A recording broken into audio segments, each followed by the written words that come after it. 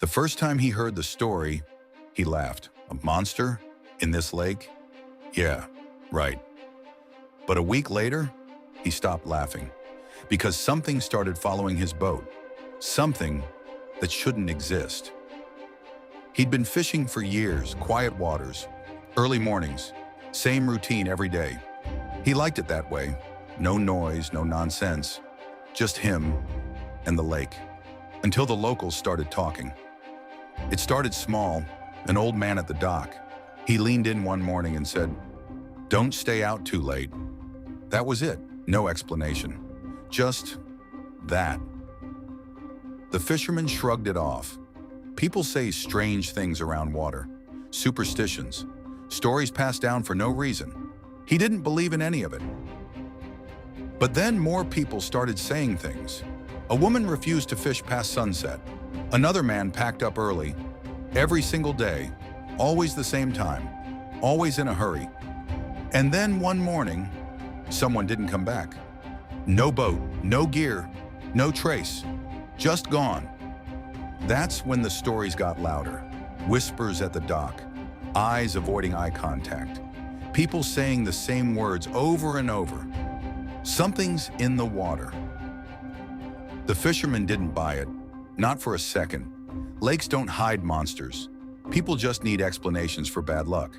But then, he saw something. It was early, still dark, mist hovering over the surface, the kind that makes everything feel off.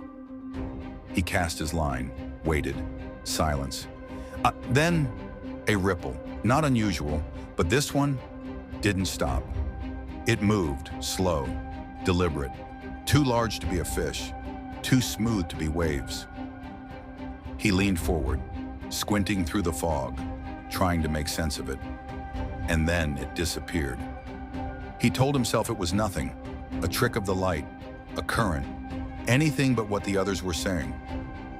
But the next day, it happened again. Different spot, same movement, same feeling, like something was watching.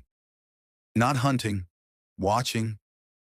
Days passed, and it kept happening, always at a distance, always just out of view. The fisherman started noticing patterns. It showed up when it was quiet, when no one else was around, when the lake felt empty, or maybe when it wasn't. One evening, he stayed later than usual. The sun dipped low. Shadows stretched across the water. Everything turned gold, then gray.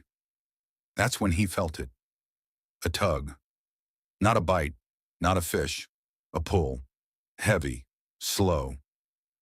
His line tightened. The rod bent. Hard.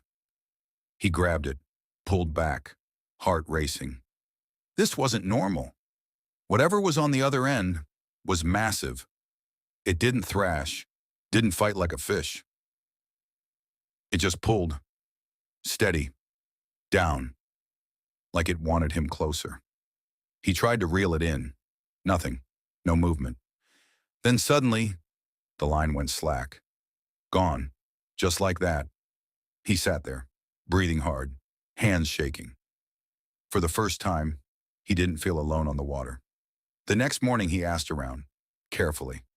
No one gave straight answers, just looks, long pauses. And one sentence. "It's been here longer than us." That night he couldn't sleep. Every sound felt louder. Every shadow felt closer. He kept thinking about the line, the weight, the way it pulled. That wasn't a fish.